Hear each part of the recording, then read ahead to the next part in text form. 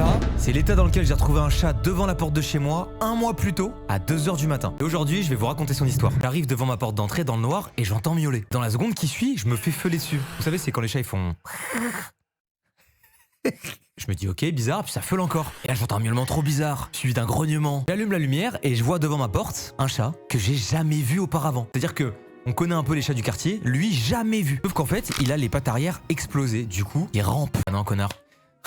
Non, je rentre, Bloom dort pas, je lui dis bah il y a un chat devant la maison qui a les pattes en miettes, de ce que j'en ai vu en tout cas. On arrive à attraper le chat tant bien que mal en lui donnant à manger et on appelle le vétérinaire d'urgence. Et on apprend 3 choses. 1, elle a des propriétaires. C'est une chatte et elle s'appelle Luna. 3, elle a 16 ans. 16 ans la gamine. Voilà, Luna, 16 ans, se trouve avoir des propriétaires. Alors là vous vous dites peut-être mais qu'est-ce qu'elle fout avec toi si elle a des propriétaires? On va y venir, vous inquiétez pas. Cette chatte que vous voyez de dos là, on apprend qu'elle a disparu de chez eux depuis 7 ans. 7 ans les gars. Elle a passé littéralement la moitié de sa vie dehors, toute seule.